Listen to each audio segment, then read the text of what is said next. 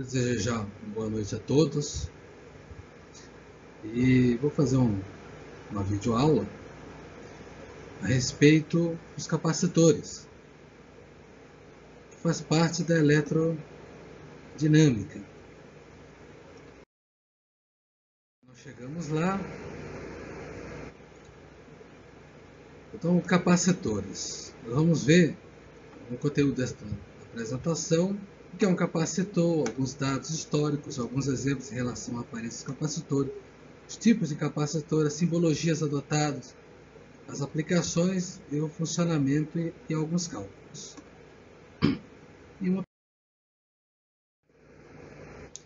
Então, o que é um capacitor? De uma forma geral, um capacitor pode ser descrito como um componente elétrico e eletrônico que acumula carga e é utilizado em motores e aparelhos eletrônicos em geral, tendo funções diversificadas. O estudo dos seus princípios fundamentais está ligado à eletrodinâmica.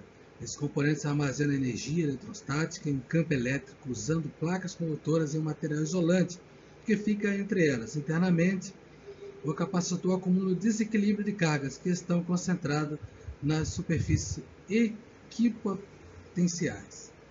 Tanto a sua denominação é capacitor no português brasileiro ou condensador no português. É composto basicamente por dois eletrodos ou placas que armazenam cargas opostas. Então, vamos ver assim, duas placas, um material isolante, que nós chamamos aqui no Brasil de capacitor, os americanos também, mas nos países onde utiliza o português ainda é chamado de condensador. Então, alguns dados históricos sobre os capacitores. Em outubro de 1745, Ewald Georg von Kleist descobriu que uma carga poderia ser armazenada, conectando um gerador de alta tensão eletrostática por um fio a uma jarra de vidro com água, que estava em sua mão. A mão de von Kleist e a água giram como condutores, e a jarra como um dielétrico, mas os detalhes do mecanismo não foram identificados corretamente no momento. Von Kleist descobriu, após a remoção do gerador, que ao tocar o fio, o resultado era um doloroso choque. Em uma carta descrevendo o experimento, ele disse: "Eu não levaria um segundo choque pelo reino da França." Ou seja, o choque foi forte, né?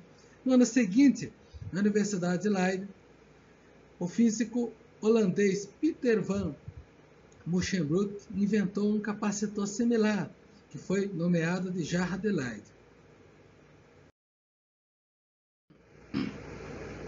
Então, mais alguns dados históricos. Daniel Gralat foi o primeiro a combinar várias jarras em paralelo para aumentar a capacidade de armazenamento de carga. Benjamin Franklin investigou a jarra de Leyden e provou que a carga estava armazenada no vidro, e não na água como os outros tinham suposto. Ele também adotou o termo bateria, posteriormente aplicado a um aglomerado de células eletroquímicas. Então, como tem as jarras, tem o eletrodo, ela parece o capacitor é parecido um pouco com a bateria, embora seja bem diferente, né? E aqui a combinação em paralelo para aumentar a capacidade de armazenamento de carga é o que nós vamos ver que os capacitores têm como colocar eles em série ou em paralelo. As jarras de Leyden foram utilizadas exclusivamente até cerca de 1900. Então, até aí o ano de 1900, quando a invenção das transmissões de rádio em 1899 criou uma demanda por capacitores padrão e um movimento constante para frequências mais altas necessitavam de capacitores com baixa capacitância. Então, conforme aumenta a frequência, a capacitância menor, que é uma grandeza que nós vamos ver para frente, a capacitância menor oferece menos obstáculo a essa frequência mais alta. Mas alguns dados históricos, no início, capacitores também eram conhecidos como condensadores, como nós comentamos, um termo que ainda é utilizado atualmente. O termo foi usado pela primeira vez por Alessandro Volta em 1782, com referência à capacidade do dispositivo de armazenar uma maior densidade de carga elétrica do que um condutor normalmente isolado. Então aqui tem algumas referências, tá? Coloquei algumas referências aqui, certo? Para vocês olharem aí depois. Então eu tenho aqui duas placas, eu tenho aqui uma tensão contínua, tem positivo e negativo, e nós vemos aqui o fluxo dos elétrons, ó, tá vendo? Daqui para cá, até que se estabilize aqui, e fique carregado, tá vendo? Então, nós vamos considerar aí o capacitor com duas placas, certo?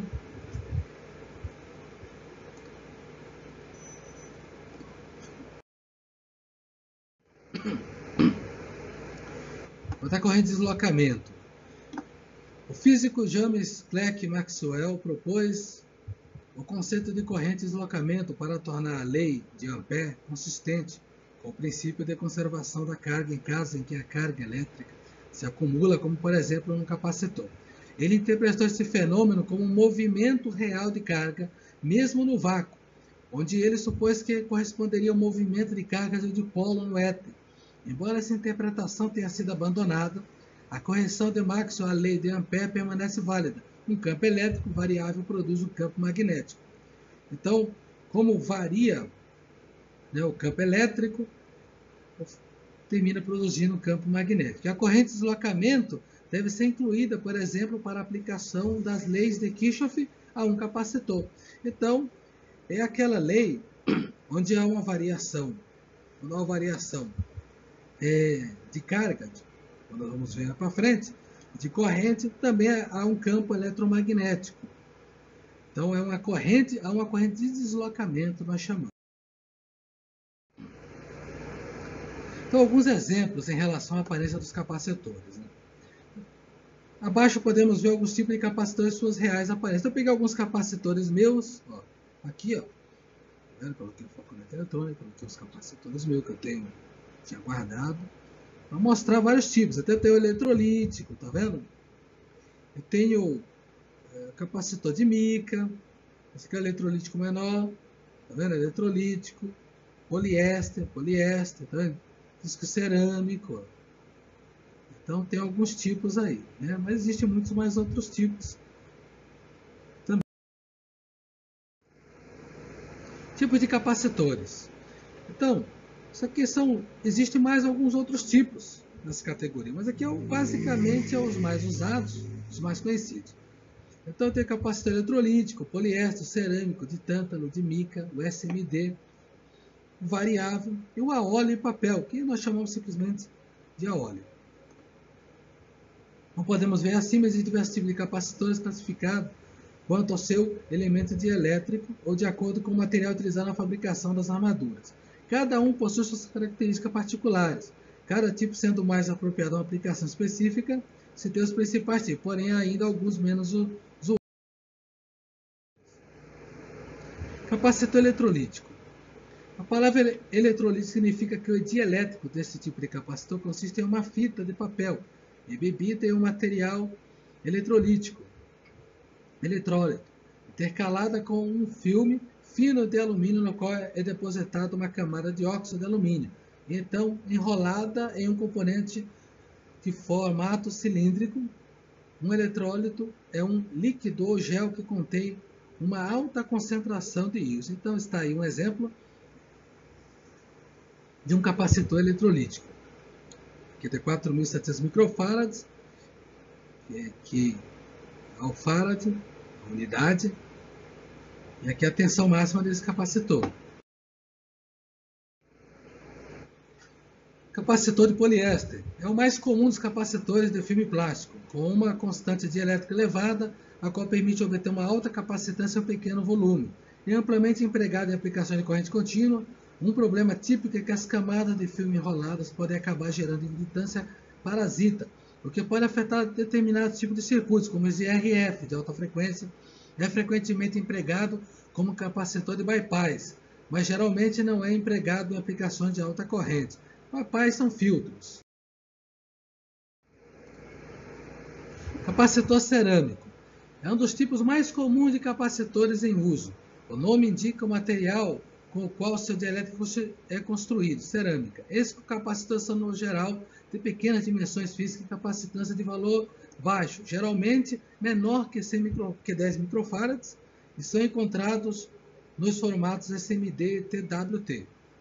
Tecnicamente, os capacitores possuem corrente de fuga muito baixa e menor resistência equivalente em série, além de um custo muito baixo, ao menos em comparação com os capacitores eletrolíticos. Então, pelo seu baixo custo, pelas suas boas características e qualidade, até durabilidade, nós temos aqui um capacitor de 100 nanofarads, 10.4, que é um código aí de leitura que se lê 100 nanofarads. Existe uma tabela para isso.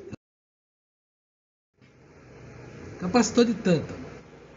Os capacitores de tântalo são uma variante dos capacitores eletrolíticos. São construídos com o emprego do metal tântalo, então da Ta, o elemento 73 na tabela periódica, na forma de um composto denominado pendóxido de tântalo, Ta2O5, o qual age como um anodo, coberto por uma camada de óxido que age como dielétrico, envolvido por um cátodo condutivo. Com o emprego de tântalo, é possível fazer o dielétrico como uma camada muito fina, o que resulta em alta capacitância por unidade de volume do componente. Além disso, esse tipo de capacitor também possui características de frequência e estabilidade superiores em relação a outros tipos de capacitores. Então, em osciladores, onde exige uma melhor frequência, um gerador de pulso, por exemplo, no equipamento aí cardíaco, no equipamento industrial, é usado o capacitor de tântalo em vez de um eletrolítico ou um outro poliéster. Curiosidade: o Brasil é um dos maiores produtores mundiais do metal tântalo, que aparece como subproduto da mineração do nióbio. Capacitor de mica. Basicamente, o capacitor de mica é uma película de silicato disposta sobre um filme metálico, podendo ser alumínio ou prata, assim como nos capacitores de plástico. Há 2 filmes metálicos, um para cada terminal.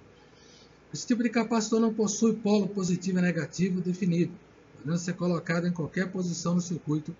A proteção contra poeira e danos é uma capa de epóxi ou outra resina qualquer. Assim como os capacitores cerâmicos, de poliéster, o de mica, eles não têm polarização. Polarização, mais e menos, tem os eletrolíticos, que não pode ser invertido nos eletrolíticos. Capacitores de mica também costumam ter tensão de isolamento elevada e possuem uma vida útil extensa. Os capacitores, na imagem de capa do artigo, trabalham com 500 volts. Essas são as principais características desse pequeno componente. Então, ele trabalha aí com 500 volts. É uma tensão alta, né? Por isso que ele era utilizado antigamente. Atualmente, não se usa muito. Capacitor variável. Esse é um tipo de capacitor que permite obter vários valores de capacitância de forma ajustável. Ou seja, eu posso ajustar como se fosse um potenciômetro, algo variável, né? Então, o controle de volume de um rádio é a mesma coisa. Eu vario ali, ele varia a capacitância. Em vez de variar o volume, variar a propriedade resistiva, varia a capacitância. Um capacitor variável permite ajustar o valor da capacitância dentro de uma faixa mínima e máxima. Então, tem um valor mínimo e máximo, dependendo do capacitor, e existem os variáveis de metal antigos, de plástico modernos, e os denominados trim, para ajuste fino de capacitância. Então, está aqui os variáveis, e aqui eu tenho os trimmers. Foram muito empregados em circuitos de sintonia no passado, hoje são quase todos digitais, mas ainda encontram aplicações em alguns nichos específicos. Atualmente ainda são empregados em equipamentos de soldagem, ferramentas cirúrgicas e odontológicas e equipamentos de radioamador, entre outros. O radioamador, esse grande aqui é usado muito, são capacitores caros, tá? Capacitores antigos, difícil de encontrar. Capacitor desse, ele varia aí de preço hoje de R$50 até aí R$2.000, R$3.000, dependendo de quantos capacitores são embutidos. Igual esse aqui tem 3, ó. Esse aqui tem 2, tá certo? Esse aqui tem 2 menores, com certeza com menor capacitância, porque tem menos placas. Aí são os trimmers, que conjugado com esses, eles fazem ajustes finos, tá? E nos rádios, receptores aí, os receptores radinho lá, Motorola, Motobras, eles usam esses daqui. Até hoje, muitos rádios, até os chineses ainda fabricam com esses variáveis de plástico aqui pequenininho. São baratos e funcionam, tá? E já tem o trim embutido neles, atrás deles. Aqui, ó, esses 2 parafusos aqui. certo? Capacitor a óleo e papel, ou simplesmente a óleo. O capacitor a óleo é elaborado com fitas de alumínio enroladas e isoladas com papel saturado com óleo. O capacitor a óleo tem uma tensão de isolação variável entre 600 a 1600 volts. Também pode ser encontrado em diferentes tipos de capacitância. As capacitâncias são quantidades de cargas elétricas. Capacitância são quantidades de cargas elétricas. Menor capacitância, menor capacidade de absorver, de segurar a carga elétrica. Maior capacitância, ele consegue segurar maior carga elétrica, maior que, como nós vamos ver aí depois lá no cálculo, tá bom? E ele é interessante que tem isolação de 600 a 1600 volts, alta. Era usado muito antigamente nos aparelhos valvulados, já que nas placas da válvula é utilizado aí tensões de 100 volts até 1000 volts ou mais. Embora tenha sido utilizado por muitos anos nos radiotransceptores antigos, além dos televisores a cinescópio é tubo, televisor de tubo, eles têm sido evitados por terem muito problema com fugas e deterioração por tempo, ou seja, alguns os chamam de capacitores problemáticos, mas tem seus fãs. Então tem alguns que defendem esses capacitores, né? Mas realmente são capacitores muito frágeis, eles têm algumas qualidades aí, mas tem sido totalmente abandonado por causa das suas desvantagens, com pouca vida útil. De repente os papéis lá dentro, lá com o óleo entrando, dá um curto, danificando o circuito, para de funcionar aí o equipamento. Capacitor SMD. Os capacitores SMD são muito usados em todos os tipos de equipamentos eletrônicos modernos.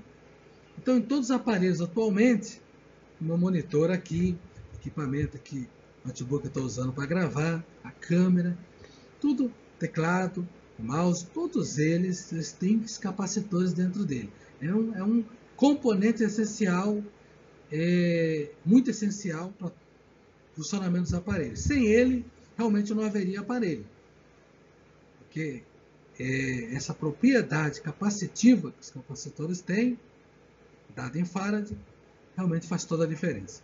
Há muitos tipos diferentes que vão desde os condensadores de cerâmica, passando pelos de tântalo e eletrolítico. Os condensadores CMD de cerâmica são os mais utilizados. Então, na tecnologia CMD, que são esses aparelhos hoje compactos, que os chineses aí fabricam muito e usam muito, você vai no AliExpress, dá para comprar, no Banggood, os capacitores pequenininhos, é alta tecnologia, e eles conseguem, inclusive, fazer de alta capacitância, aqui, ó, como 22.6, alta capacitância.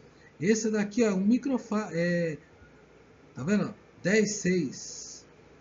Olha, é alta, 1000 microfarads isso aqui, com 25 volts, só pequenininho Olha, 1000 microfarads com capacitância alta, não é algo bem pequenininho, minúsculo. É alta tecnologia, né? Só é possível atualmente, realmente, com os materiais, com essa evolução aí da física. Os capacitores SMD são basicamente o mesmo que os seus antecessores com chumbo. Mesma linha de funcionamento. Simbologias adotadas. Cada tipo de capacitor tem um símbolo específico. É possível distinguir os tipos de capacitores com seus símbolos para poder ler esquemas com precisão. Que esquemas são esses? Esquemas elétricos, eletrônicos. Esquemas de motor, tem motor que usa um capacitor para a partida com precisão, e também desenhar projetos indicando o tipo correto do capacitor para cada aplicação. Então, no projeto, o esquema desse projeto, o desenho desse projeto, ele vai ter a simbologia do capacitor. E através da simbologia nós sabemos qual é o tipo de capacitor correto lá para a aplicação. A tabela a seguir mostra os símbolos para os capacitores apresentados. Então, eu tenho aqui um símbolo de um capacitor cerâmico, né? Sua representação. O eletrolítico sempre tem um sinal. Esse sinal não precisa colocar nesse momento, porque nós sabemos que aqui esse símbolo é o mais, e esse daqui, ó, achatadinho é o menos, e aqui também. O que é preenchido é menos, e o que não é preenchido é o positivo. E o variável, onde que tem um símbolo aqui do variador. Aplicação dos capacitores. Na indústria, esse componente é utilizado em diversas formas. Ele ajuda a compor circuitos em aparelhos, como por exemplo, máquinas industriais, celulares, notebook, inversores, televisores e praticamente em todo aparelho elétrico e eletrônico. A função dos capacitores é essencial em circuitos ressonantes de áudio, de vídeo, retificadores, assim como em divisores de frequência. Então, todo tipo de aparelho ele é usado. Aqui nós vemos uma placa eletrônica, ó. Aqui um capacitor, aqui outro, aqui outro, aqui outro, aqui outro, ó. Todos são capacitores, tá bom? Aqui, ó, um de poliéster aqui, tá vendo? Aqui tem um de cerâmico, aqui azulzinho. Então, os capacitores menorzinhos aqui, ó, maior, são maiores, tá vendo? Então, eles são muito importantes para os circuitos. Aqui nós temos um desenho onde tem as conexões de carga negativa, conexão de carga positiva, de elétrico, prato de metal, alumínio, isolamento de plástico, como é composto ele, né? Duas placas e um material isolante. Só que aqui ele tem várias camadas para dar uma alta capacitância, porque o eletrolítico é um exemplo de eletrolítico aqui. Ele precisa ter alta capacitância. Aplicação dos capacitores. Uma das aplicações mais comuns é na criação de osciladores. Por isso, os capacitores são combinados com os indutores. Outra função recorrente é o bloqueio de correntes contínuas. Isso pode ser analisado com a ajuda de pilhas. Ao se conectar com capacitores, elas deixam de fluir corrente entre seus polos, se o capacitor estiver carregado. Então, na hora que eu conecto o capacitor, como nós vamos ver mais para frente, ele dá uma corrente. Estabilizou a carga nas placas do capacitor, ele para de puxar a corrente. E isso pode ocorrer instantaneamente, se o capacitor for pequeno. Eles também podem eliminar ondulações, como em casos de uso de corrente contínua em linhas. Se ela possui diversos picos e ondulações, o capacitor grande pode uniformizar a ondulação com a diminuição de picos e preenchimento de vales. Isso aqui é exemplo nos retificadores, tá? Todo aparelho tem. Os capacitores também podem ser usados nos filtros capacitivos, Coupler e decoupling, são acopladores e desacopladores, armazenamento de energia, entre outros. Aplicação dos capacitores ainda, continuando aqui, um exemplo no circuito de retificador. Tem o diodo, tem o transformador, eu entro com a tensão, e aqui no primário, no secundário, ainda é alternada, entra no diodo, e o capacitor aqui, ó, em cima da RL da carga, eu já obtenho uma tensão, um VCC, uma tensão contínua, depois do diodo, só que quem faz com que essas ondulações sejam eliminadas e haja maior estabilidade aqui no gráfico, ó, é exatamente o capacitor. Por isso que ele é 2.200 microfarads, um valor alto nos retificadores. E aqui eu tenho o diagrama de blocos, né? Tem esquema eletrônico, e aqui o diagrama de blocos. Circuito retificador, que representa esse, e o filtro, que representa exatamente onde está o capacitor e a saída estabilizada em relação à entrada. Aplicações dos capacitores.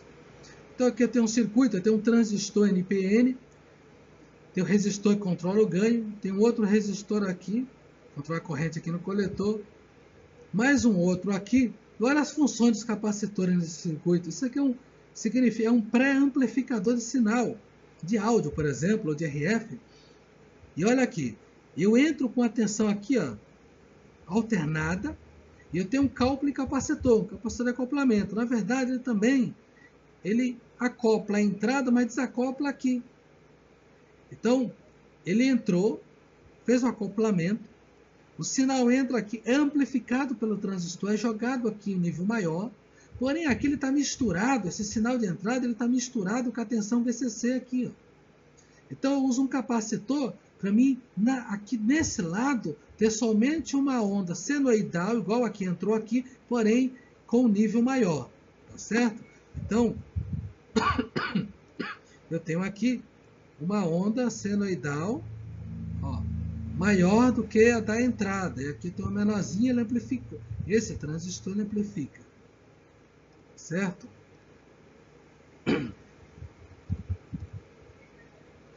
Aqui, eu tenho mais um exemplo, uma aplicação do capacitor, arsenóis. Ele consegue reduzir ruídos. Então, em circuitos digitais, até a aplicação TTL, ou em amplificadores de áudio, guitarra, essas coisas, eu tenho um capacitor aqui, ele pode, se ele for bem calculado com o resistor aqui, ele elimina ruídos, tá certo?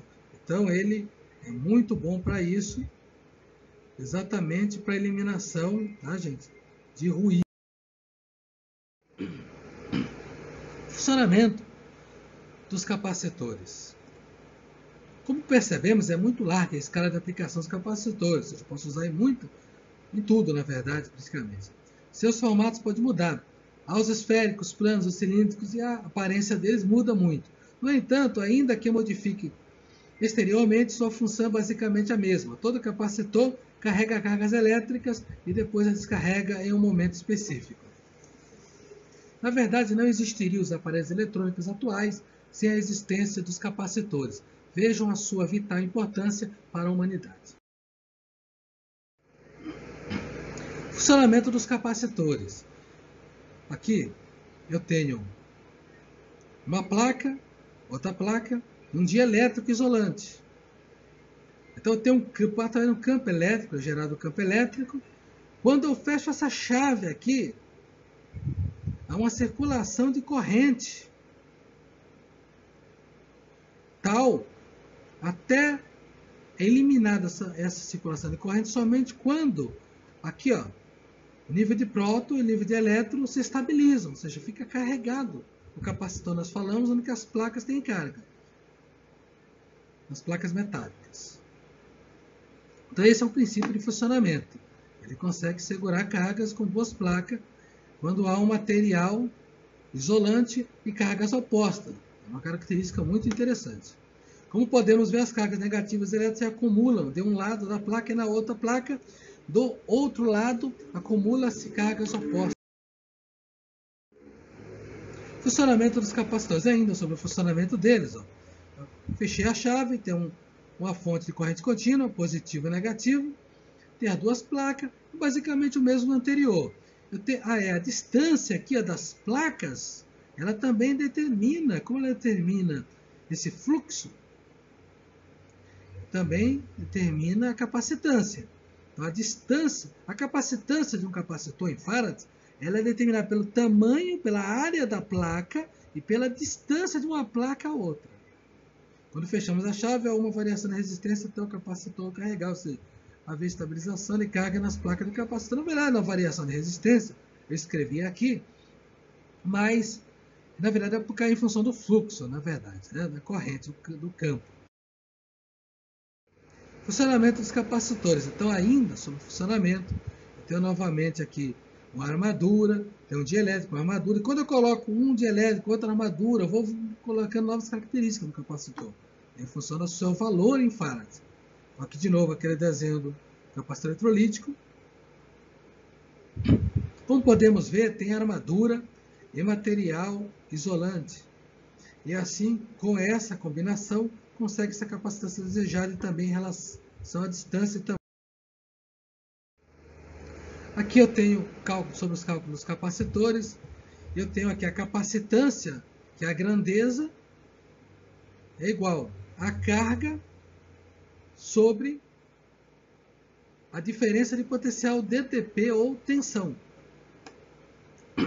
Quando falamos em cálculos, logo temos que entender o que é a capacitância, ou seja, o que vem a ser essa grandeza. Capacitância é a grandeza física que mede a quantidade de cargas que um capacitor pode armazenar para uma determinada diferença de potencial. A unidade de medida de capacitância é o farad. A fórmula usada para o cálculo da capacitância é mostrada na figura a seguir. Então, capacitância, carga armazenada, potencial elétrico, que é dado em tensão, V. E uma coisa, Faraday, que é aí o inventor, mas o Faraday é só Faraday, demudo. Cálculo dos capacitores. Para os capacitores de placas paralelas, um dos tipos mais simples de capacitores é possível determinar sua capacitância de uma forma que relaciona sua área e a distância entre suas placas. Então, eu tenho a área, representada pela letra A, então a distância entre as placas é representada pela D no cálculo. Eu tenho esse E aqui com um O, que é a permissividade elétrica do vácuo. Então, a capacitância é igual a permissividade elétrica do vácuo vezes a área, ali como base, né, da área do capacitor, sobre a distância.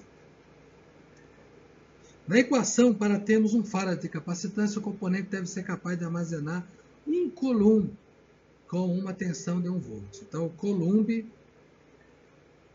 nome de carga, tá? Com uma tensão. Relação de tensão e corrente. Como percebemos, existem as equações para cálculo de capacitância e relaciona-se a diversas grandezas. A relação entre tensão e corrente para resistores é um velho conhecido dos amantes da eletrônica. Por exemplo, eu conheço eletrônica, então eu conheço bem essa fórmula. Sendo ele o famoso RI, onde temos a tensão U ou V sendo igual à multiplicação da resistência R1 pela corrente do circuito I em amperes. Portanto, temos U igual R vezes I. Agora, a relação de tensão e corrente para capacitores é um pouco mais complexa, envolvendo integrais e derivadas para deduzir a dedução da corrente. A corrente I é dada pelo produto da corrente C, da capacitância C, em relação à derivada da tensão dV em função do tempo dt. Desse modo, temos as seguintes equações. A corrente é igual à capacitância, tá vendo? Vezes a derivada de V da tensão em função do tempo. Tá vendo? Dedução da tensão. A tensão é a função deduzida através da corrente do capacitor. Ou seja, se colocarmos a derivada da tensão em evidência, teremos. Então, eu tenho aqui, ó,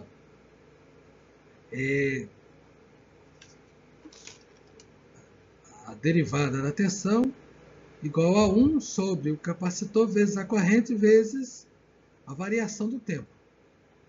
Como queremos descobrir o valor de tensão do capacitor, temos que integrar a função. Deste modo, temos tensão igual 1 sobre a capacitância vezes a derivada, tá vendo? Em função do tempo, a corrente vezes a variação do tempo. Portanto, a tensão V é igual ao produto do inverso da capacitância C e da corrente em função do tempo. Carga e descarga. É uma característica do capacitor, que é a carga e descarga. A curva característica do capacitor é a sua relação de tensão em função do tempo para a sua carga. Essa equação é deduzida de um circuito RC, que é a ligação em série de um resistor com um capacitor, como na imagem abaixo. Então, essa carga ela varia em função do tempo, de acordo com a sua capacitância. Por isso que entramos lá na derivada. Então, eu tenho aqui, de novo, uma fonte de tensão contínua, tem um resistor e tem um capacitor, onde eu consigo verificar. Já a curva de descarga é algo semelhante. A fórmula da carga do capacitor e segue a equação abaixo. A respectiva curva de tensão em função do tempo pode ser vista na imagem abaixo. Então, eu tenho aqui duas fórmulas. Eu tenho aqui um gráfico também, que indica a carga, e tem a descarga, que é o inverso, tá vendo no gráfico. E eu tenho aqui a fórmula padrão, essa fórmula padrão, que é energia potencial igual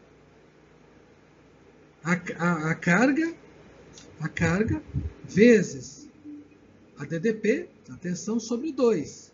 Mas se faltar uma dessas variáveis aqui, eu vou ter outras fórmulas, ó. Então, eu vou chegar a ter, onde que eu vou conseguir calcular essa energia potencial igual a carga ao quadrado sobre 2 vezes a capacitância. Ou ainda, a diferença, a energia potencial igual a capacitância vezes a diferença de potencial ao quadrado sobre 2. Associação de capacitores. Os capacitores eles podem ser associados em paralelo e em série. Então, em paralelo, diferentemente dos resistores, capacitores, quando dispostos em paralelo, criam um valor de capacitância total, que equivale à soma de todas as capacitâncias. A imagem seguinte demonstra como é feita a soma das capacitâncias. Ou seja, na verdade, eu posso afirmar que é o inverso da resistência.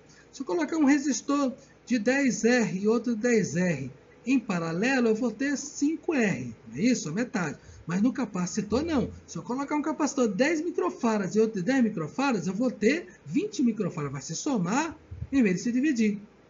E aqui está a fórmula. Ó. C total igual a C1 mais C2 mais C. Soma-se. Tá? Até Cn menos 1 mais Cn.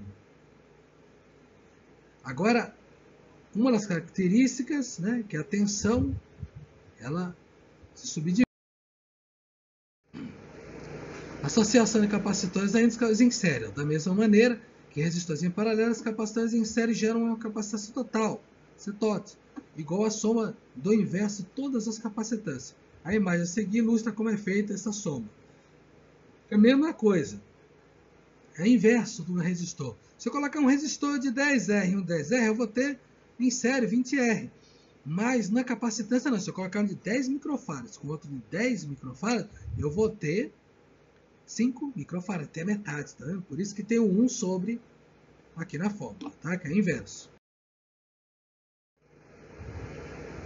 Aqui eu tenho uma conclusão.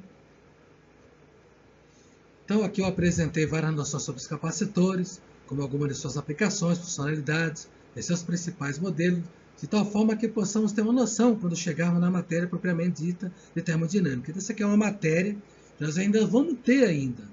Na verdade, no segundo grau, era para ter tido alguma coisa básica, porque em alguns concursos públicos, as questões referentes ali à carga, à capacitância, a DDP e aquelas pequenas fórmulas, inclusive com derivada, elas podem fazer a diferença entre o candidato conseguir a vaga do cargo pretendido no concurso público ou não. Então, aqui eu também, como esses agradecimentos, eu agradeço, né, o professor Demetrio, os professores envolvidos, pelo desempenho, pela dedicação de cada um. Então, eu escrevi aqui, ó, antes de iniciar este curso, eu não sabia como fazer uma videoaula, eu não tinha nem noção como fazer, já estou conseguindo fazer aí, não é ainda 100%, mas já é uma videoaula. Então, eu agradeço, né, pela ajuda dos professores e também de todos os alunos também que colaboraram ali nos fóruns, dando dica de programas, dando dica de como fazer. Então, eu escrevi aqui, entendo que sou apenas um iniciante na área e estou em aprendizado. Mas, mesmo assim, espero que eu tenha agregado ao menos algum valor em termos de conhecimento aos que assistirem essa videoaula. Então, eu espero que colaborem em conhecimento a respeito dos capacitores, das suas grandezas elétricas e eletrônicas. Eu agradeço pela atenção de todos e que nós possamos ter aprendido algo sobre as grandezas físicas dos capacitores, que é algo que faz parte do nosso curso. Eu agradeço a todos, um abraço